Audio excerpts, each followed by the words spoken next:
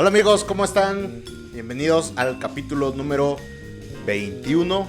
Y el día de hoy está conmigo un amigo, un compañero de trabajo, compañero de aventuras y director musical muy chido, arreglista muy chido, compositor muy chido y uno de los bajistas con más groove que conozco. Está conmigo el día de hoy Raúl Perales. Un aplausote. Raúl, muchas gracias por aceptar la invitación, por venir a platicar a este espacio que nos prestaron en el Paliacate. Otra vez a la gente del Paliacate, muchas gracias. Y pues un gusto estar aquí contigo. ¿Cómo estás? El gusto es mío, amigo. ¿Todo bien? ¿Todo chido? ¿Sí? ¿Cómo te ha ido en este año? Bueno, ya años pandemias. Pues, gracias a Dios, he tenido la fortuna de no pasarla mal, de estar estable y todo. Y creo que más que nada aprovechando estar con mi hijita y tener algo de trabajo. Sí, ¿no? Afortunadamente te fue bien, ¿no? Porque el arte fue algo de lo que salió más damnificado en esta situación. Pero qué bueno que la has pasado bien. Pues ahí estuvimos viendo en redes que estuviste lanzando musiquita con Las Mojarras, que es tu banda. Ahorita vamos a hablar de eso un poquito. Pero siempre empezamos platicando con los invitados cómo empezaron en la música, qué los llevó a tomar la decisión de ser músicos de tiempo completo. Entonces, cuéntame, ¿cómo empezaste? Los inicios. Sí, sí. ¿Qué te motivó a ser músico? eh, yo creo que fue un poquito azar, pero al mismo tiempo tuve, tuve suerte porque mi padrastro en California tenía un clarinete y así del azares del destino, mi abuelo también tocaba clarinete y marimba. Lo curioso es que nunca conocí a mi abuelo, Ok. pero mi papá tenía ese clarinete y yo empecé a estudiar así como cualquier chamaco en Estados Unidos que tiene la ventaja ya que estudian, ¿no? Un poquito de música de chicos. Y empecé a leer y cosas así. Y agarré el clarinete y me empecé a enseñar. Tuve un poco de clases. Y luego como que lo olvidé. Y, y curiosamente me vine a Chiapas a los 13 años. Y empecé a agarrar otras ondas. Y agarré el bajo eléctrico.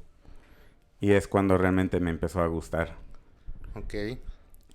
Aquí lo que me hizo, realmente lo que me motivó, creo, fue que conocí un músico que se llama Quique Escamilla, que pues cantaba, tenía mucho carisma, las chicas se le acercaban y como que me gustó mucho la bohemia, y su forma de cantar y todo eso. Dijiste de acá soy. Sí. Y entonces yo creo que ahí agarré la música en serio, ¿no? Dentro del capítulo pasado que estuvimos con Cristel, hablando de que eres bajista y que fuiste directo al bajo eléctrico, le comentaba que a mí me dijeron una vez que los bajistas normalmente son guitarristas frustrados. ¿Tú crees que sí? En algunos casos se cumpla esa regla. Puede ser. Pues fíjate que empecé a enseñarme en la guitarra las líneas de bajo. Y creo que no me llamó la atención tanto tocar la guitarra.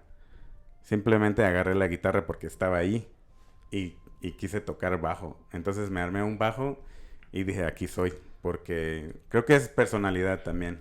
Los bajistas somos los que no quieren estar enfrente, ¿no? No quieren ser el frontman cantando, hacer el show, performance. O los guitarristas que son también más show y más... Y los bajistas somos más tímidos y somos como... Es otra personalidad, ¿no? Claro, cada instrumento define una personalidad, ¿no? A veces siento que el instrumento te hace la personalidad o tú haces la personalidad del instrumento, dependiendo como sea, ¿no? Porque también hay guitarristas que son medios tímidos, pero al momento que se ponen la guitarra, ¡pum!, dan el cambio y se vuelven bien extrovertidos y andan ahí echando el show. Sí. Yo te veo a ti cuando tocas, que, por ejemplo, te veo en la calle y veo una persona muy seria. Así que, no sé, todo el tiempo difícilmente le sacas una sonrisa. Y cuando estás tocando, cambias totalmente. La sonrisa está siempre presente y andas como muy enfocado en lo que andas haciendo, ¿no? Entonces, ¿tu personalidad cómo es? ¿Si eres así? Eso es correcto. ¿Le atiné bien? Sí, yo creo que sí. Yo creo que, bueno, creo que mucha gente piensa que soy serio y tal vez también tengo como esta personalidad que sale cuando toco el bajo. Y bueno, soy más relajado y más, me sale como lo extrovertido cuando estoy más cómodo y cuando estoy con mis compas de confianza, con Claro. mi familia. Pero sí, yo creo que en muchas situaciones sí parezco ser serio. Sí, pues, o sea, los que conocen a Raúl seguramente coinciden con lo que digo. Pero, pues, tú eres un músico con raíces chiapanecas, pero pues no eres chiapaneco, no eres mexicano, ¿no? Naciste en Estados Unidos, en Oakland, ¿no? En San En Francisco, San Francisco. cruzando el puente de Oakland. Ok. Y te criaste allá hasta los 3 años que vienes para acá. Hasta los... Básicamente estuve allá toda mi vida. Solo viví acá como un año, a los 13 años. A los 3 años viviste acá, Ujú. te regresas. La pregunta que siempre hemos manejado con los artistas de fuera, por ejemplo, Riona, Valentín, Augusto, Miyuki, es cómo es la educación musical en sus países. Porque, pues, sabes, acá en México no hay una buena enseñanza de la música a edad temprana, a menos de que seas hijo de familias con recursos, que vas a una escuela privada y que te enseñan. Allá en Estados Unidos, ¿cómo es? ¿Escuelas privadas y públicas llevan enseñanza musical o también es un poquito así como reservado el asunto? Obviamente, teniendo más dinero y más como de una familia de prestigio y todo eso, hay más recursos para música, pero también hay muchas escuelas públicas con programas de música. Yo tuve la suerte de que en la secundaria pude estudiar por lo menos lectura y como dije, empecé tocando clarinete, que tal vez no era mi pasión, pero por lo menos empecé como no a poder tocar unas notitas, unas cancioncitas básicas y hizo la diferencia también, ¿no? Esa pequeña enseñanza te ayuda a un futuro.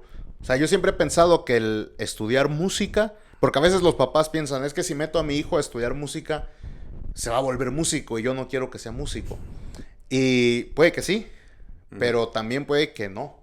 Pero siento que si estudias música, eres mejor en lo que haces, a lo que te dediques, como que se desarrolla algo en ti que los demás no tienen. No sé cómo veas eso tú. Pues ya está totalmente comprobado. Yo estuve trabajando un tiempo en un programa que en base de eso enseñamos a los maestros cómo dar clases básicas de música, porque ya varios estudios comprobaron que la música ayuda en matemáticas, ayuda en generar autoestima, creatividad, y ayuda en todos los índices. El enseñar música es algo importante. A veces la gente piensa que enseñar música o aprender música solo es llegar a tocar o solo es enseñar a tocar. Y a mí me pasó algo, me salió un trabajo y de maestro de música. Me dicen, ¿y qué instrumentos toca? Les digo, no, pues la marimba, porque con eso empecé, pero pues, yo me especialicé en el vibráfono. Ah, solo eso. Es como, sí, porque, o sea, también hay el pensamiento de que estudiar música es aprender todo y que vas a salir siendo guitarrista, pianista, bajista, baterista y que puedes tocar todo tú solito, ¿no? Esa es la cultura mexicana, pero no sé cómo sea en otros lados. esa es efectivamente la cultura mexicana, como mi familia, que cuando nos juntábamos, y todavía pasa a veces, nos juntábamos y decían, cántate unas rolas en la guitarra, ¿no? Y échate unas de José Alfredo y no sé qué. Y me daba pena, me daba mucha pena. Entonces, sí, dije, ¿saben qué? Yo voy a aprender por lo menos unas canciones de José Alfredo Jiménez. Y sí. Y sí, ahora en las fiestas por lo menos me puedo defender enfrente de mí. Ya, aunque toque siempre las mismas, pero ya hay una defensa. Porque dicen, eres músico, ¿no? Tócale. Y les digo, soy bajista. Es que aparte como que asocian al músico con el guitarrista. Yo siento que la culpa de esto en México lo tiene la lotería. Porque sale la carta del músico y es un tío con su guitarra. Entonces tenemos esa asociación. Es algo muy latinoamericano, yo creo que esperar que el músico amenice tu fiesta. Claro. Aunque sea tu familia, tu primo, tu amigo, lo que sea. Eres músico. Y está bien, ¿no? Yo traté de asumir ese rol en mi familia un poco. Claro. A mí me gusta mucho esto del humor musical, el humor de comedia. Ya hay unos comediantes mexicanos que hacen eso. Y estaba viendo un show de ellos, decían que normalmente cuando hay una fiesta de amigos y eres el músico, te dicen, por ejemplo, hey, ve, ¿y la guitarra por qué no la trajiste para unas rolas, no? Pero, ¿por qué? O sea, ¿por qué nos asocian a que solo porque eres músico tienes que ir y tu obligación es amenizar una fiesta? También a mí me ha pasado cuando me dicen, oye, ¿y no tocas en grupos de fiesta? ¿O no tocas en fiestas? Digo, no, la verdad no, porque no crecí en ese ambiente y no me siento como capacitado para hacerlo. ¿Y por qué? No estudiaste música, pues. Y es como, ¿cómo te explico? te entra un corajito por acá. Pues oye, ¿cómo te explico que el ser músico no es solo eso, ¿no? Sí, tiene razón. A mí también me daba coraje y yo creo que también es como aprendizaje, porque fue un aprendizaje para mí, porque pensé, bueno, hasta cierto punto tienen razón, ¿no? También tenemos que aprender cómo ser parte del entretenimiento. O sea, no que sea que te dediques a eso, pero tienes que como asumir, ¿no? Esa parte también. O por lo menos yo creo que yo he aprendido a través de muchos años de tocar, que sí es algo que se tiene que chambear un poco, ¿no? ¿Y tú crees que sería como una obligación de los músicos por lo menos dominar 2 instrumentos? No es una obligación, pero te hace un músico más completo. Y de hecho, lo de mi familia pidiéndome que cantara canciones, también fue en un tiempo cuando empecé a tocar son jarocho. Okay. Entonces quería desarrollar también, poder cantar en español y cantar con un timbre que suena latinoamericano y todo eso. Entonces fue como de la par de tratar de meterme en el mundo del son jarocho y tratar de desarrollar mi voz y todo. Ok. Cuéntanos, ¿por qué regresaste a Chiapas? O específicamente Chiapas, ¿porque había la familia o algo más? Cuando ya de adulto. Ajá, sí.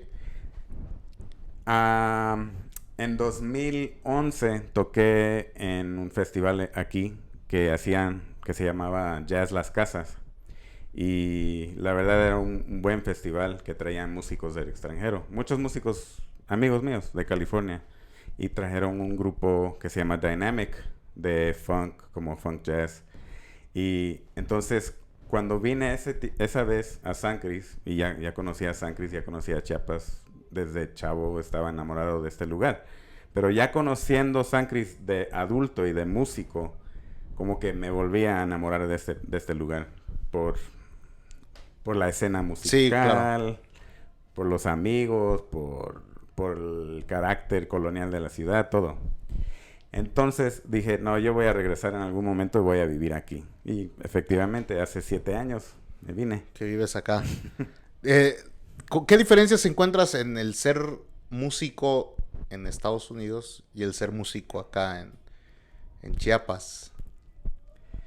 Hay cierta hermandad aquí que se encuentra, que creo que es un poquito más, no sé, son un poquito más alivianados en general los mexicanos. Es más cálida la cultura mexicana. Esa es una de las razones que quise venir a vivir aquí un tiempo. Y creo que eso también está en la escena musical. No quiero decir que es perfecto, ni quiero decir que todo está mejor aquí, para nada, pero esa hermandad, hay otra cultura que se crea aquí, Claro. en la escena musical que me gusta y que para mí ha sido bueno como ejecutante y como músico en general. Claro, y tú eres uno de esos músicos que no se queda con lo que aprendió, que siempre estás explorando nuevas cosas, lo que mencionas, aprendiste a tocar música José Alfredo, pues ya sea porque tu familia te lo pidió o por cómo haya sido, pero lo aprendiste. Te metiste al son jarocho, pues el hecho de tener ascendencia latina te metiste al Latin Jazz, creciste escuchando mucha música de Afrobeat, ¿no? Y música con groove americano, digamos, ¿no? Ujú. Y todo eso se ha ido haciendo una mezcla hasta producir lo que eres tú como músico. ¿Qué tan importante es dejar que algo externo se vuelva una influencia para ti? ¿Y qué tan malo es no permitir eso? Claro, creo que siempre es la batalla de estar abierto a las cosas que te incomodan. Y me ha pasado a veces que antes me he cerrado a ciertas cosas, como el jazz hace tiempo, hace mucho tiempo. O el jazz fue algo que fue como poco a poco, ¿no? Que ¿Qué? da miedo, que luego parecen muy mamones, si quieres como tocar con los músicos de jazz. Y entonces te da este temor. Y yo lo veo en otros que tienen curiosidad de esa música. Y luego no se acercan porque parece algo incalzable a veces, ¿no? Y creo que es muy importante, creo que siempre he sido alguien que se tiene que incorporar a otra escena que no es mía. O sea, estando en Estados Unidos, me metí a tocar con afroamericanos, me metí a tocar con cubanos, me metí a tocar con peruanos, venezolanos, de todas Claro. culturas, y nunca era mi propia cultura. Entonces, cuando me encontré al son jarocho, por fin encontré algo por lo menos mexicano que me pude sentir más Identificado. identificado. Y esa identidad que tú encontraste, eh, la llevaste a tu música, porque no es como que aprendí son jarocho y lo del son jarocho lo aplico solo en el son jarocho. De repente, en tus líneas de bajo sueltas algo de Cuba, algo de Veracruz, algo de Venezuela. Siempre está presente todo lo que has aprendido. Ujú. No, nunca dejas de lado a nada. Y a veces hay músicos que dicen, no, es que esto se toca así y solo vas a tocar esto. Y esto es así y no puedes mezclarlo de acá con lo de acá porque entonces ya estás mal. Eh, ¿Qué opinas de eso? Es, sí, yo creo que también tienen razón, ¿no? Y a través del son he aprendido mucho de eso, que sí, a veces tienes que meterte a full en una tradición para tratar de hablar como ellos, bailar como ellos, sentir la música como ellos, escuchar como ellos, para que te empapes y Claro. para que agarres el sazón. Y sí es importante, no quiere decir que tienes que decirle no a otras cosas, pero por lo menos empaparte a full sí ayuda mucho. Y después, ya si quieres fusionar, pues ya teniendo las bases, la tradición, yo creo que sí se vale. El problema, y esto veo mucho, especialmente con el son jarocho, veo muchos grupos que luego quieren fusionar el son jarocho, pero tal vez no agarraron el sazón tradicional suficiente. Y eso es algo que trato de respetar De acuerdo al estilo. al estilo. Esta es una pregunta que no sé si te ha pasado, pero no sé si te has encontrado con gente del son jarocho que te diga que estás mal solo porque no eres jarocho. Porque a veces, por ejemplo, acá en Chiapas viene algún marimbista de fuera y dice, nah, ese no sabe, porque no creció acá. Entonces no sé si en el son jarocho te haya pasado o sin querer hayas escuchado que hablaban de ti porque no eres jarocho.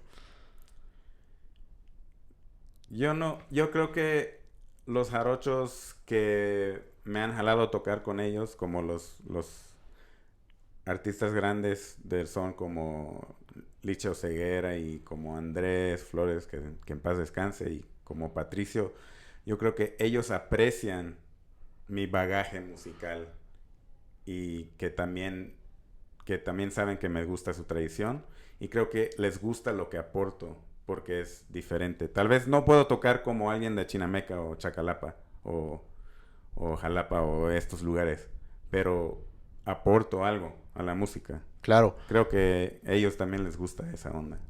Ya ahorita digamos, la música tradicional ya no es como tan tradicional, ¿no? Sí hay una tradición que seguir, pero pues ya hay nuevas aportaciones, nuevas influencias, ¿no? Por ejemplo, yo siento que el son jarocho es de los estilos más puros que hay todavía en México. Porque, por ejemplo, la marimba, ya es muy raro ver una marimba que toque sones tradicionales. Ahorita hay una marimba que te está tocando salsas, que te está tocando cumbias. Dices, eso ya no es música tradicional. Es música en un instrumento tradicional. Y a veces está ese error de concepto. ¿Qué sí es música tradicional y qué no es música tradicional? Porque a veces, sobre todo en Tuxtla, en el Parque La Marimba, de repente te encuentras a turistas que te dicen, oye, y esta canción es tradicional. Y digo, o sea, no la reconoces, es Despacito de Luis Fonsi, ¿cómo va a ser tradicional? Es música adaptada a un instrumento tradicional, ¿no? Entonces, yo siento que el son jarocho es todavía de lo más puro que hay en cuestión de los sones de México. Yo creo que ha de ser muy parecido a la marimba, que de repente puedes encontrar en un rinconcito de Chiapas, en rinconcitos de Chiapas, cosas que suenan muy tradicional de esa región Claro. específicamente, como en el son. Todavía se encuentra mucho de eso. Y al mismo tiempo se ha globalizado totalmente. Puedes ir a Alemania y hay grupos de son. Puedes ir a, puedes ir a California, a muchos lugares y hay grupos de son. Y no necesariamente van a tocar tradicional, pero van a tocar algo relacionado, ¿no? Claro, o sea, no pierden la tradición, pero pues lo tocan de otra forma, ¿no? Está muy globalizado. Yo creo que el son es de la música que más se ha exportado últimamente, aparte del mariachi, tal vez. Que es lo que está más... Está pegando está pegando, ¿no? Está mucho. en auge ahorita. Sí. Y esto que mencionas de la globalización es algo clave que está pasando en la música en general, ¿no? Por ejemplo, de repente escuchas a un grupo de salsa cubana, por ejemplo, que hace 10 años tocaba la salsa como es, y ahorita de repente ya escuchas que hay una batería haciendo como beat de reggaetón, y están combinando. ¿Qué tan bueno y qué tan malo es para la música esa parte de la globalización? Yo creo que para mí siempre es la dualidad, ¿no? Por una parte, nos da miedo cuando se pierde el verdadero sazón de un lugar porque todo empieza a sonar igual, ¿no? Y eso no queremos que todo suene igual, queremos que las regiones por lo menos tengan algo de identidad. Entonces es muy importante escuchar a los músicos viejos, la tradición. Siempre digo, cuando quieres meterte a una música, aprende la tradición, las raíces hasta donde puedas, ¿no? A mí me encanta el changüí cubano, que es como el abuelo de la salsa, o el tatarabuelo de la salsa. Al mismo tiempo, también soy fan de reggaetón. Entonces me gusta estos grupos de cubatón, me gusta cuando meten cosas más contemporáneas, Ajá, más claro. actuales. Cuando está el sazón también de abajo, ¿no? La tierra, que no perdemos La raíz. la raíz. Ajá. Porque te pregunto esto porque hay mucha gente que se olvida de estas raíces que tú mencionas. En las pláticas que hemos tenido, a veces cuando nos juntamos, sobre todo con Manu, que estamos hablando de grupos de antes, y me sorprende que tú sin ser mexicano, aunque tienes las raíces por tu familia, pero sin ser mexicano conoces a los grupos de antaño, a los cantantes de antes, y hay músicos de ahora que no los conocen. ¿Qué tan importante es esa raíz para un músico? Yo creo que es fundamental, especialmente ahorita. Y lo bueno que en Spotify, en YouTube, hay muchos recursos donde puedes buscarlo. O simplemente pones Google música de la época de oro de México o antes. Puedes encontrar un montón de cosas. Y yo creo que es fundamental porque si no, si empiezas a hacer fusiones y si empiezas a hacer, es como tener las ramas del árbol sin la Sin raíz, la pues raíz. no funciona muchas veces. No hay cómo sostenerse, ¿no? Y es importante el saber de dónde vienes para lograr ir Sí, hacia tu visión de sí. tu futuro, ¿no?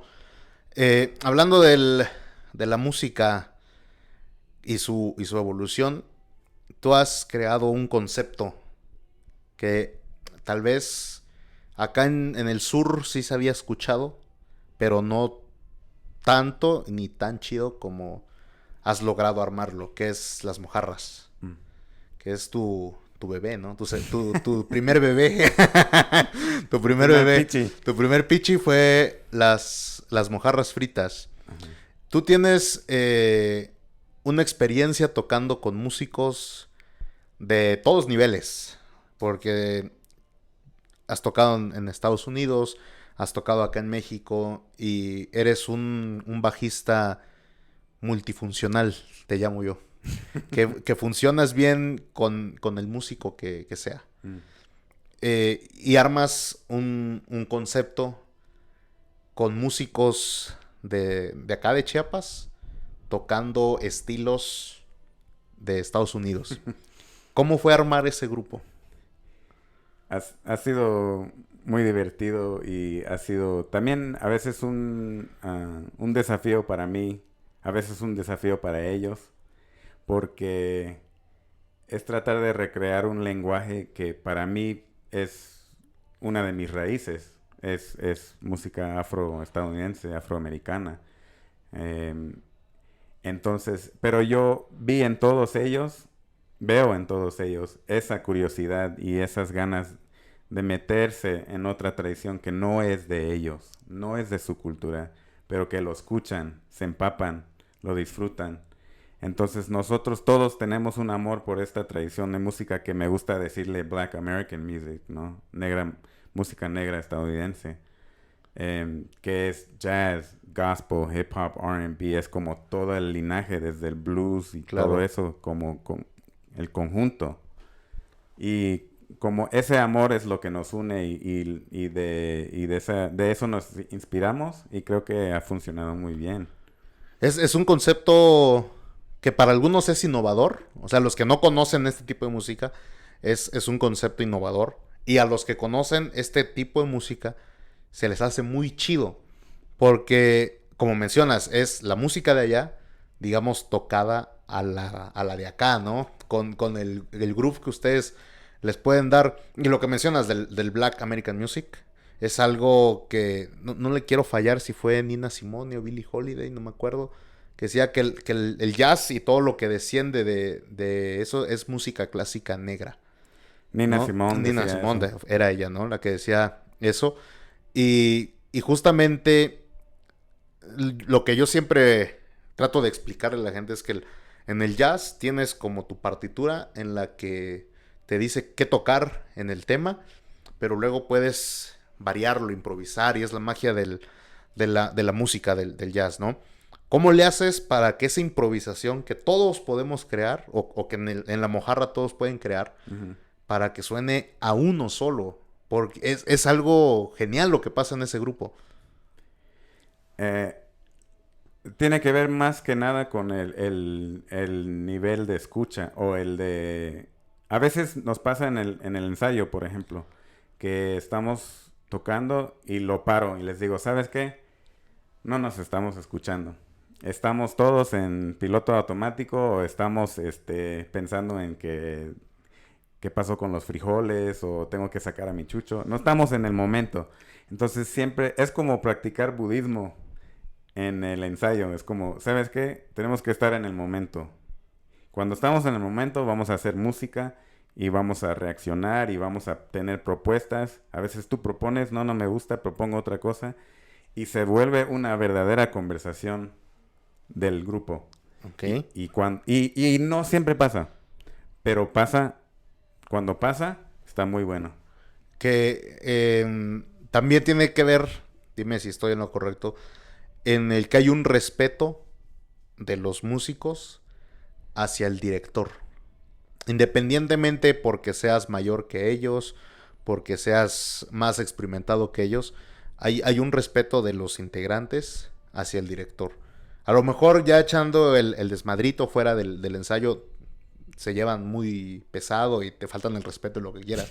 Pero en el ensayo yo soy el director, sí acepto sugerencias, pero pues hay que hacer esto, esto y esto. Cosa que en otros grupos no pasa. Uh-huh.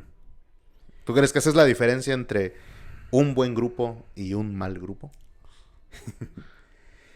Creo que definitivamente hay una manera en que yo trabajo el ensamble y también que trato de organizar mucho las partichelas, que sean fáciles de leer. Tengo mi estilo de ser band leader, ¿no? Y tengo como claro el concepto. Eso definitivamente ayuda mucho, pero creo que también hemos creado una cultura adentro de la banda, porque no soy solo yo. Claro. Por más que yo quiero imponer todo lo que yo quisiera, es una banda y se crea una cultura en esa banda y creo que eso es lo que ha ayudado, ¿no? ¿Cómo fue el proceso de selección? Porque eso sí es interesante. ¿Cómo seleccionaste a los músicos? Uh-huh. Porque cuando recién se había fundado Las Mojarras, yo escuchaba comentarios de ¿por qué habrán llamado a tal si aquel toca mejor? O ¿por qué él y no aquel? ¿No? Pero después llegó como el tapón de boca al ver que todo eso que tú juntaste funcionó. Uh-huh. ¿Cómo le hiciste para seleccionar? Porque ahí fue un excelente ojo para decir, él sí, aunque tal vez no toque tan chido como aquel, pero él es el que va a hacer las cosas bien. Sí. Yo creo que tiene que ver con escogiendo como exactamente lo que dices tú. No es tratar de escoger the A-list players, ¿no? The A-list son los máximo, no, los mejores ejecutantes de su instrumento. Es tratar de escoger el que va a complementar mi visión musical. Así lo hice yo. Claro. Y no solo la visión musical, sino que también tratando de trabajar con gente que pensé que iban a apoyar el concepto. Claro. Y tal vez apoyarme como band leader, ¿no? Y tampoco estamos diciendo que los que están no son buenos, porque no se lo vayan a enojar. O sea, digamos, todos tenemos nuestro concepto de quién es mejor y quién es peor, ¿no? Ellos para mí son los mejores. Exacto. Para mi proyecto. Exacto. Entonces, para mí... Por eso no se vayan a enojar. Luego van a decir, no, es que dijiste que no son buenos. No, o sea, ahí... diferente, porque luego pasa. Luego pasa. Sí. Pero para mí es muy relativo eso de mejor músico y inferior músico porque... ¿Qué es un mejor músico? Un músico que sabe, que tiene mejor técnica. Para mí no. Un músico realmente que es uno que quieres en tu ensamble o que quieres en un proyecto, para mí es uno que realmente escucha y que realmente aporta a tu música, a cualquier música que sea, ¿no? Claro. El buen músico lo tenemos como concientizado de que es el más hábil en el instrumento, el que toca más, el que anda más movido en el ambiente. Entonces decimos, ese es el bueno, porque toca con todos, porque todos lo llaman. Uh-huh. Pero puede haber otros factores que hagan que sea el más llamado, ¿no? Uh-huh. Entonces no siempre es... El tocar mucho no es sinónimo de calidad. Uh-huh. Lo que siempre decimos entre más poco. mejor. Entonces, el proyecto, ¿cuántos años tiene ya de fundación? Ya tiene desde más o menos 2015 o 2016.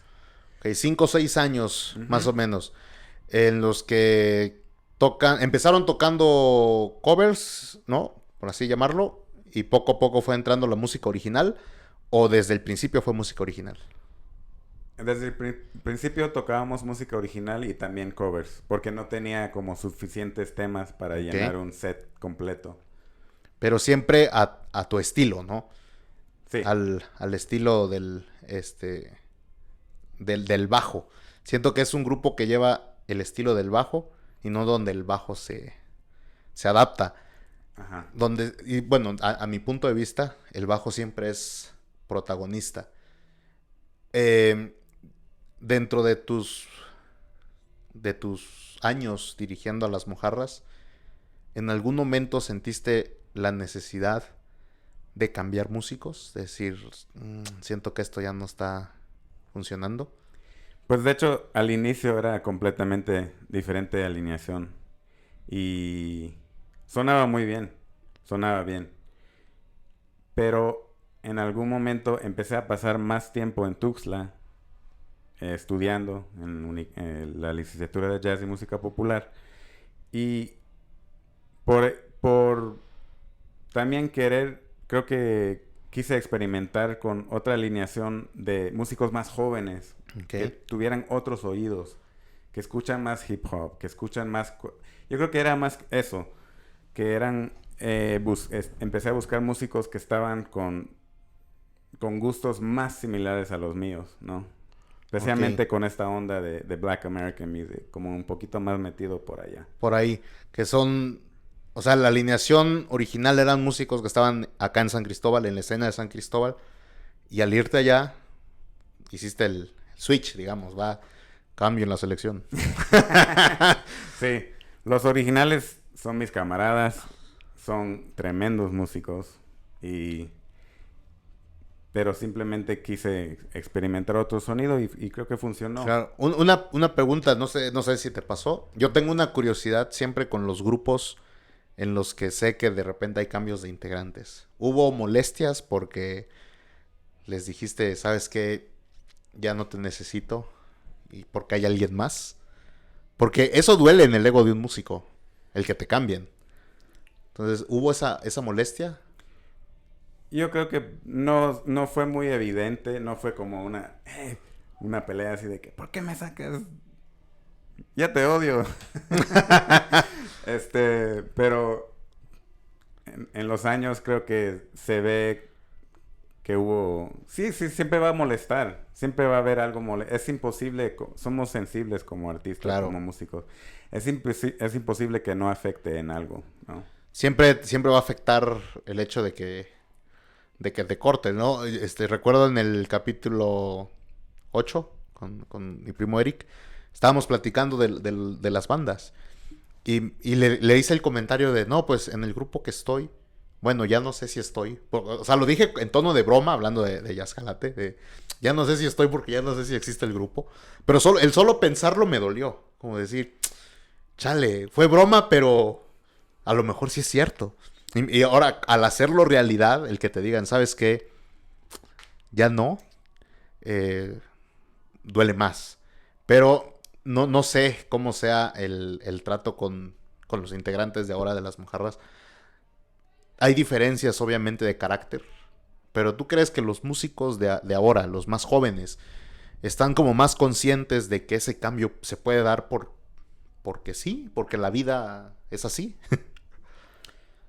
Mm, Es que yo siento que los músicos de antes, los músicos más viejos, son como los que se ofenden más. Incluso de porque no les hablas a ellos primero. ya. O sea, Barras, el que lo captó, lo captó. Em, pues... este, pues yo creo que Tiene que ser casi igual, yo creo, porque simplemente por ese hecho de que somos músicos y artistas, siempre creo que siempre queremos mejorar. Claro. Y cuando nos sacan de un grupo, siempre nos saca de onda. Y siempre te tienes que pensar, ay, la estoy cagando, como tengo que estudiar más, o mi carácter, o qué fue, ¿no? Siempre te va a tener esa inquietud. Y es normal, es parte del proceso. Y tenemos que aguantar vara como artistas y músicos, siempre es parte de esa onda. A mí me ha pasado muchas cosas a lo largo de mi carrera. A lo largo de la carrera. ¿Cuántos años llevas de músico profesional? Ya son como 20 años.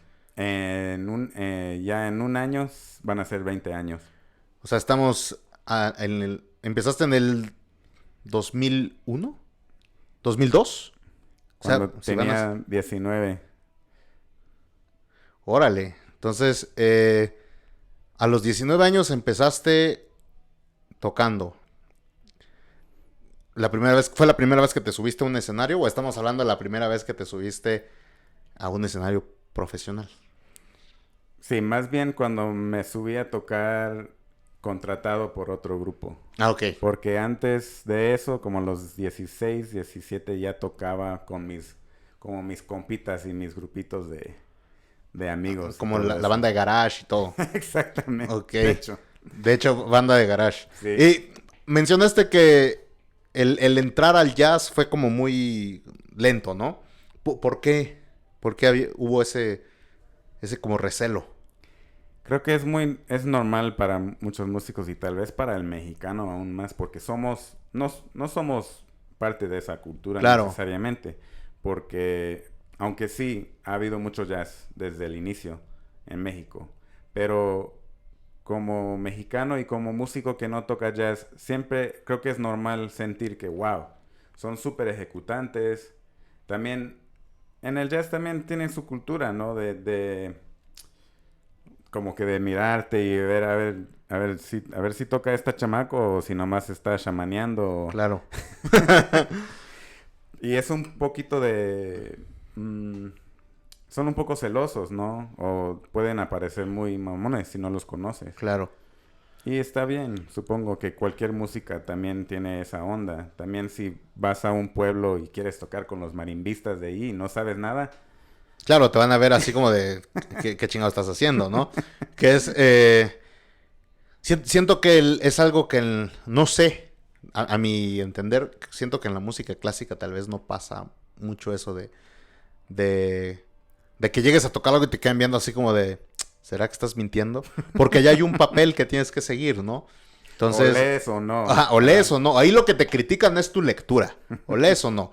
Pero como en el jazz, si te sabes el estándar, el tema, pues vas a tocar y desde que estás dando la primera nota ya están viendo así, a ver cómo lo tocas, ya ¿no? te están barriendo. Sí, ya te están ahí echando la mirada matadora y de repente es la sonrisita como de, sí, chamaquito. ¿Cómo crees que le podríamos hacer para que el jazz sea algo más común en la vida diaria de la gente? Porque hablábamos con Jesús justamente de acá de Paliacate, de los músicos que pasan por este foro. Y nos decía que pues hay de todo tipo. Pero pues jazz, como que el jazz casi no llama gente. ¿Cómo le hacemos para que esto crezca? Ese es el dilema. O sea, creo que una gran parte del problema es la palabra jazz. Y desde el inicio, jazz en Estados Unidos, y creo que por extensión en el mundo, significaba algo un poco malo, un poco de jazz es sexo. De hecho, la palabra quería decir sexo. Sí, claro. ¿No? Y era parte de la cultura negra, y era de miedo, y si literalmente ponían comerciales de que si ibas a bailar swing, que tal vez te ibas a acostar con alguien. Lo mismo que reggaetón ahorita, lo mismo que rock en los 60s. Entonces, hay que demistificarlo, ¿se dice? Ajá, desmistificar. Ajá. Y yo a veces quiero borrar la palabra jazz Y a veces no quiero nada que ver con eso. Porque dices jazz y piensan, ok, tengo que pagar $100 para ir a ver jazz y tengo que estar silencioso, no puedo tomar una chela, no lo puedo disfrutar, no puedo hablar con mi pareja. Y no, es parte de la cosa de las mojarras fritas para mí. Es, no tocamos jazz tradicional, ni tocamos tanto jazz, pero sí es parte de lo que hacemos. Claro. Y entonces yo quiero con esta banda hacerlo más divertido, más chido, más groove, más, no sé, que la gente le puede gustar. No solamente tener, por ejemplo, puedes tener grupos de jazz donde tienes que ser un super cerebro para entender lo que está pasando en la música. Claro. Y es algo que a lo mejor aleja a las personas, ¿no? Definitivamente. Y de hecho, yo no sé explicar qué es el jazz. Porque de repente dices, no, pues, ¿qué estudiaste? No, pues la licenciatura en jazz. Ok, pero los invitas a un concierto de jazz y de repente se avientan un bossa nova, ¿no? Te dicen, oye, pero ese es un bossa nova. Y como, allí ya no sé cómo explicarle el decir, es que el jazz no es un género, es como un concepto y se vuelve complicado explicarlo. Entonces, de repente había gente que también, por ejemplo, cuando existía el Dada, que era club de jazz, y de repente habían grupos de funk, decían, oye, pero eso es funk, no es jazz, y este es un club de jazz. Y yo, sí, pero ahí mi cerebro como que hacía cortocircuito y ya no sabía cómo explicar. ¿Tú cómo lo explicarías? Para mí es... Ok, por una parte sí entiendo eso porque si quieren ver jazz, pues van a ver jazz, ¿no? Pero hay que abrir, siempre regresamos a que hay que abrir la mente, ¿no? Y si sabes los inicios de jazz, si entiendes la historia y todo eso, sabes que está súper amplio, Claro. que las raíces de jazz son la misma que el pop. O sea, todos los ensambles que tienen bajo, guitarra, Batería. baterías, metales, todo eso también viene de la tradición del jazz. Entonces, al final de cuentas es música y te gusta o no. Claro. No hay que saber, no hay que saber de las tradiciones, respetar, empaparte de todo, pero al final de cuentas es música. Hoy día en 2021, jazz puede ser jazz cubano, puede ser jazz de Avishai Cohen, puede ser jazz de funk, hip hop, R&B, o sea, es como decir jazz, como tú dijiste, no es un género, es un concepto. Claro. Puede ser todo, toda la música. O sea, el hecho de que hasta un mariachi puede ser jazz, ¿no? También. Hasta un norteño puede ser jazz. Que de hecho hay un norteño, ¿no? Que anda tocando estándares de jazz y todo. Y pues es complicado explicarlo como tal. Y una vez platicando con el maestro Navarro, me decía, es que no hay definición. ¿Vale? O sea, ¿qué es jazz? Creo que es la incógnita en el mundo de la música, ¿no? ¿Qué es jazz? ¿Cómo lo explicas? O sea, cuando fuimos a Bolivia, Ajá. no sé si te recuerdas que nos decían que en una clase les dieron de tarea que compusieran un jazz. Y fue como de... ok. Porque, ¿cómo compones un jazz? Sí, Entonces, es complicado el término, ¿no? claro. Sí se puede decir una cosa definitivamente, ¿no? Que se regresa a lo de Black American Music, que jazz definitivamente es la música folclórica o una de las músicas folclóricas de Estados Unidos, ¿no? Y eso lo han dicho como músicos de Nueva York que respeto mucho, que están de la tradición, pero que también saben de la historia. Y creo que es muy cierto. Y blues más todavía, ¿no? Pero el jazz es blues también. Entonces, yo creo que sí se puede decir, por lo menos en su fundamento, en su raíz del jazz, que sí es la música folclórica de los negros estadounidenses. Claro.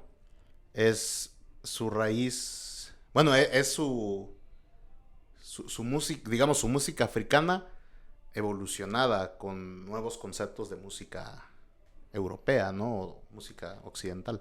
De todo.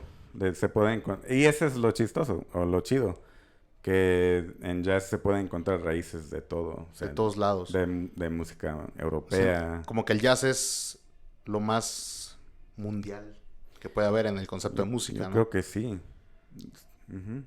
Y cuando tú compones algo para las mojarras, o cuando compones algo, ¿qué es tu fuente de inspiración? ¿Cómo le haces para componer tan chido?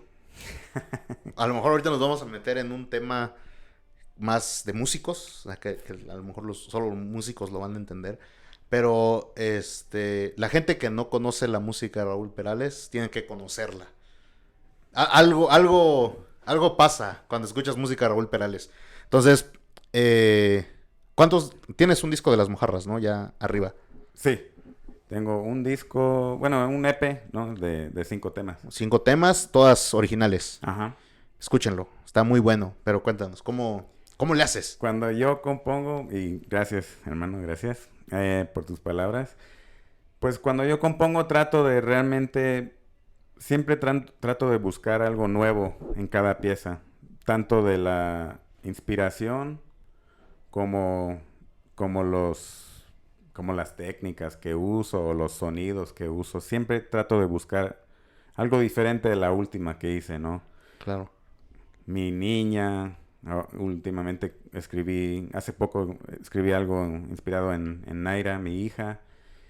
He escrito cosas inspiradas en el momento político que estaba, por ejemplo, lo de 11 de septiembre en Estados Unidos, cuando lanzaron su guerra su guerra sin fin contra el terrorismo, según.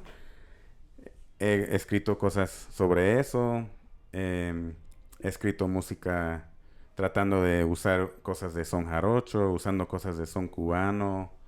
Y siempre tratando de buscar una fuente, ¿no? Como empieza todo con una idea. Tanto el concepto emocional como el concepto musical, ¿no? Si tienes esa primera idea, esa semilla, ¿no? Como, ay, los ojos de mi esposa o no sé, los sonidos de los pájaros o no siempre cosas tan románticas. O hasta la ciudad donde nací, San Francisco, cosas así, ¿no? Son cosas muy personales. Si no buscas cosas artísticas que tienen que ver con tu propia opinión y tu propia, ¿cómo se dice? Como... Tu criterio. Ajá. O sea, algo muy personal, ¿no? Siempre tratando de buscar algo más personal para así ser honesto, ¿no? Claro. ¿Y el proceso composicional es en el bajo? ¿O te apoyas en el piano como la mayoría de compositores hace? Últimamente he usado más el bajo, pero en la mayoría de mis composiciones yo diría que sí el piano ha sido como el mejor instrumento. La mejor herramienta para componer, ¿no? La mejor herramienta porque tiene el bajo, tiene la armonía, tiene la melodía. En un piano tienes una orquesta completa. Claro. Y estamos entrando en un mundo digital, ¿no? Donde ahora lo digital está entrando a competir y, por ejemplo, ya no hay tanta costumbre de escribir en papel. Ahora agarras la compu, abres un software y empiezas a escribir la música y vas escuchando lo que vas componiendo. Si algo no te gusta, lo cambias. Y antes no había eso, ¿no? Antes era de escribo y después pruebo y a ver cómo salió, ¿no? Sí. Pero también estamos entrando en un mundo donde los samplers y todo este tipo de herramientas digitales pues están en auge. Y si ahora te metes a las redes sociales, sobre todo TikTok, que está ahorita en su auge, te encuentras a muchos chavitos o no tan chavitos haciendo videos de, no, pues hoy me aventé una nueva rola y ¡pum!, sueltan los samplers. Y sí, suena chido. Pero va como la pregunta de ¿qué tanto es componer? ¿Qué tanto eso es componer? Yo creo que sí hay una gran parte de ellos, por lo menos tienen la imaginación y su creatividad que usan esas herramientas de su manera. Yo creo que eso es totalmente válido y chido. Y trato de usar esas cosas también ahora, incorporarlo en lo que yo hago. Antes yo hacía todo a mano, antes. Ahora uso la compu como otra herramienta, pero usando mis bases que tenía, ¿no? Claro. Tratando de escuchar todo en mi cabeza primero y luego planteándolo en el software, en la compu. Que es digamos, es tu proceso. Primero te lo imaginas, luego lo plasmas y luego vas a ver si funciona. Sí. Si eres de los que escribe algo en el software y le da el play para escuchar si está bien, si está mal. Yo lo que normalmente hago es lo canto o lo toco primero. Y si me gusta cuando lo canto, es como que lo tarareo todo primero y lo imagino. Después de eso ya sé si me gusta o no. Normalmente también trato de tararear algo y si se me olvida, pues digo, pues tal vez no sirve o tal vez no ¿Qué? tiene tanto impacto. Y si el próximo día, si no lo escribí, pero me acuerdo de esa melodía, pues tal vez está bueno. Está buena, ¿no? Porque todas las rolas que he escuchado tuyas siempre tienen algo de que se te queda. Algo se te queda, o la melodía, o la línea de bajo, o el groove, pero algo. Me acuerdo cuando estábamos montando el tema de la combi, que nos decías, es que no sé cómo explicarlo, pero ahí va, y nos empezabas a tocar ya como, güey, ya le agarré el pedo. Ya sé por dónde vas. Y salió un tema también chido. Que el de la combi, ¿no lo has hablado con las mojarras? No, Tengo la curiosidad de cómo sonaría con otra instrumentación. Entonces, hazlo. Hazlo ya. ahí estaría difícil sin la percu. Que en las mojarras no hay percu, No hay cierto. percu. Ujú. Cierto, pero pues se puede hacer un fit. Un fit. Y Un loop. ahí un loop o un fit invitando a algún percu. Sí. De la música que tú has mandado a plataformas, platicábamos en los capítulos pasados sobre la ganancia que hay. Platicamos con Valentín justamente sobre cómo le haces para ganar música, dinero con la música en plataformas. ¿Cómo te ha ido a ti? Porque Valentín me decía, y fue muy claro, los que ganan son los artistas masivos, ¿no? Los de millones de reproducciones, los de miles de seguidores. Pero a una banda local que lanza su EP, 5 rolas, que costó un buen de trabajo a juntar el dinero para hacer todo eso, lo subes a plataformas y ¿cómo te va? No es negocio. No es negocio. De hecho, yo todavía no he subido mi propia música a plataformas. Tengo una playlist como bajista de Spotify y que también son de producciones independientes que Ajá. probablemente no generan nada.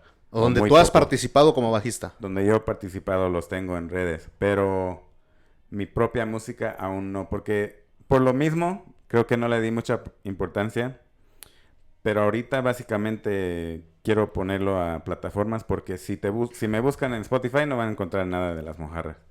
Y así se tiene que usar para los grupos independientes, es indispensable ahora. Estar ahí. Ganes o no ganes, tienes que estar ahí. Tienes que estar ahí. Pero el disco de las mojarras se subió a una plataforma que funciona diferente a Spotify, iTunes, todo eso, ¿no? Que es Bandcamp. Donde tú entras y tú pones un costo mínimo para el disco, no sé, 5 pesos por decir algo. Pero yo escucho el disco y si me gustó mucho, te puedo pagar 10. Y ni así es negocio, ¿no? Pues por lo menos he vendido algunos disquitos por ahí de Las Mojarras y de una producción de Son Jarocho que hice aquí en San Cris. Muy poco, ¿no? O sea, nada que vas a decir, wow, ¿no? No es una fuente de ingresos que cuenta. Pero sí me da ganas de como que de trabajar más las redes, de trabajar, de usar Spotify, de todas estas cosas. Sí, se tiene que hacer ahora. Claro, es ya prácticamente obligatorio, ¿no? Sí. ¿Y qué crees que lleva a la gente a no apoyar a estas bandas locales? Porque, por ejemplo, si en tu página de Facebook de las mojarras hay 100 likes y todos los likes te compraran un disco de a 50 pesos, tendrías ahí ya algo recaudado. No estamos hablando de tener, ¿qué es? 5,000 pesos. Ajá. Pero no pasa eso. ¿Por qué crees que no hay ese apoyo? Yo creo que en vez de pensarlo de esa forma, creo que es más culpa de los artistas que no sabemos realmente cómo movernos. Por lo menos yo debería de estar vendiendo algo en físico en mis conciertos, porque yo sé que muchas veces que me han escuchado con ya los grupos de Son Jarocho de aquí, o los grupos de Las Mojarras Fritas, o varios otros ensambles, la gente pregunta. Claro. Y no tengo nada en físico. Claro, pero es que el sacar algo en físico cuesta dinero. También. Y necesitas es como de, necesito los discos para ganar dinero, pero necesito dinero para sacar los discos. Entonces, es un circulito vicioso que no te deja avanzar. Sí se puede hacer, pero tiene que estar uno muy aferrado, muy organizado, bien pilas. Sí se puede hacer. Yo hice recaudación de fondos para aquí mismo en el Paliacate, para grabar mi disco. Y pude haber hecho otras cosas. También vendí playeras. Y si sigo ese trabajo, yo creo que he ido un poquito lento últimamente porque nació mi hija. Claro. Pero quiero retomar ese tipo de actividades para recaudar fondos y para poder invertir en mi banda. Porque sí es lo que dices, es una inversión. Es una inversión. O sea, lo que platicaba con Cristel la semana pasada, el hecho de que tú como músico no te trates como un producto hace que no avances, ¿no? Porque tú eres tu producto. O sea, el negocio eres tú. Y si no te sabes vender, si no te sabes promocionar, pues ese producto no va a triunfar. Tú lo dijiste. Somos un producto más de este mundo consumista. Pues, creo, bueno, siempre el tema del apoyo al arte, el tema del apoyo a la música independiente es complicada. Y más siento que es más complicado cuando es música instrumental. A lo mejor la música cantada es más fácil de mover, porque pues hay algo que a lo mejor auditivamente te llama más. Definitivamente. ¿No?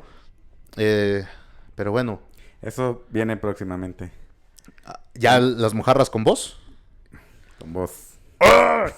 ¿Cuándo? ¿Ya va a llegar? ¿Muy pronto? ¿De cuánto tiempo estamos hablando? Lo tengo que trabajar. Tengo canciones donde canto y sí es como que el siguiente paso, yo creo. Exactamente para lo que dices. Es más llamativo. También es una parte de mí que quiero expresar como compositor, artista y cantante. Claro.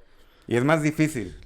Es más difícil porque, no sé, estoy más expuesto como cantante que simplemente como bajista. Claro, porque siempre va a salir el que cantas mal. A lo mejor como bajista nunca te van a decir que tocas mal, pero como cantante sí hay más. Y aparte están los cantantes que tienen como su celo, ¿no? Es que él no estudió canto.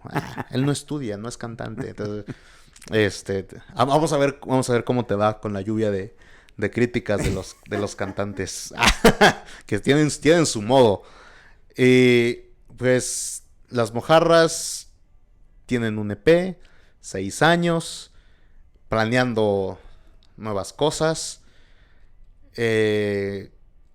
¿Cómo ves a las mojarras en 5 años? Realmente tenía, esperanzas de estar ya tocando en festivales y lo de la pandemia fue muy mal momento, creo. Claro. Pero tengo que aprovechar y seguir preparando eso para que las mojarras estén en el circuito de festivales en México y en otros México y países. en México y en el mundo. La banda son las mojarras. Y el nombre. Por qué las mojarras fritas? Porque nos has contado que muchas veces te han escrito en la página de Facebook pidiéndote que quieren 4 mojarras, que quieren 5 mojarras. Una vez. Entonces, ¿por qué el nombre de las mojarras fritas? Ok. Hay varias razones, pero el primero fue muy sencillo, que estábamos ensayando con Tom Kessler, un tremendo musicazo, y con Remy, un baterista tremendo también, el hombre árbol. Y necesitamos un nombre. Le puse las mojarras fritas. Bueno, no le puse atención. Después retomé ese nombre porque las mojarras en Chiapas es como algo importante cultural de la Claro. comida, ¿no? Y quería que fuera como pareciera más relajado el asunto. No tener un nombre así en inglés todo serio de jazz, como, no sé, Sí, sí. The Jazz Guys. Como Jazz Calate. No sé. O sea, mentira. Mentira, Manu. No me corras. No, Chascalate está genial también porque Chascalate también hace eso. Sí, Tiene que ver con la comida y como que se apega a un aspecto de la cultura popular. Claro. Eso me gusta a mí. Y también las mojarras fritas es algo universal. O sea, es algo que se puede disfrutar en Tailandia, en el sur de Estados Unidos. Claro. Pescado frito en todo el En todos mundo. lados. También va de la mano con el funk. Que está presente en todos lados, ¿no? Ajá. Ujú. Pues esperemos que pronto esta situación en la que estamos viviendo ya termine para empezar a disfrutar de música en vivo como se debe y que los festivales empiecen a agarrar camino otra vez Ujú. para empezar a disfrutar a la música de las mojarras fritas, que vamos a organizarnos bien para traer a toda la banda, jalar a toda la banda y platicar pues con todos, porque también tendrán algo que decir ellos, ¿no? Algo de ti o algo de la experiencia que han tenido como músicos de las mojarras fritas. Pues Raúl, muchas gracias por este tiempo, por esta gran plática, temas. Por primera vez no hablamos del salario de los músicos. En 21 capítulos no hablamos del salario de los músicos. Pero... Que mejor. Mejor, ¿no? Porque es un tema súper delicado. Pero muchas gracias por aceptar la invitación, por venir a platicar un ratito. Gracias a ti. Tengo una dinámica que con Cristel se me pasó, perdón, Cristel. Que el invitado anterior nos deja una pregunta. Y pues se supone que era Cristel, pero se me pasó con ella. Mil cosas en la cabeza se me pasó. Entonces quedó la pregunta que nos dejó Valentín. La pregunta que nos dejó para ti es: ¿cómo te ves musicalmente en 40 años? Ojalá siga aprendiendo cosas nuevas en 40 años. Ojalá siga con esa curiosidad de, no sé, ya en 40 años estaré haciendo como música electrónica bien viajada, bien loca. O algo así, quién sabe, ¿no? Ojalá que no pare esa curiosidad, ¿no? Y esa enjundia para la música. Ok. Y déjanos una pregunta para nuestro siguiente invitado.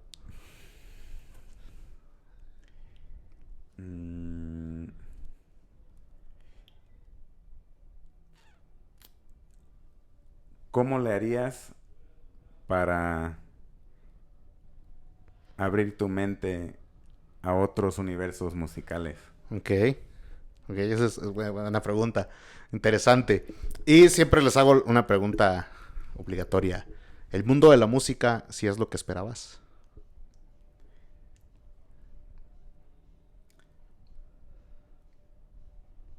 No. Bueno. No y sí. No, porque nunca sabes. El mundo de la música siempre trae cosas nuevas, ¿no? Claro. Nunca sabes dónde vas a ir, a quién vas a conocer. Y al mismo tiempo sí, porque me ha llenado la vida de mucha felicidad, mucho aprendizaje y muchos amigos. Entonces es como Ni muy, muy, ni tanta, ¿no? Un poquito de cada cosa. Sí. Ok. Y tu artista o banda favorita, lo hemos dividido en el artista o banda favorita de lo que puede ser jazz y de la música más comercial. Dos de mis bandas favoritas. Una y una. Ajá.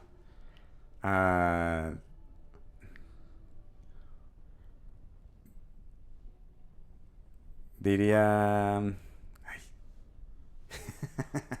Eso está difícil. Roy Hargrove. Para mí, de los compositores e intérpretes, un trompetista que falleció no hace mucho, que nos dejó con muchísima música. Y él, de hecho, es de los compositores recientes más importantes porque dejó muchos nuevos estándares, o cuales yo considero estándares, que son temas de él que se tocan por todos lados, hasta aquí. Claro.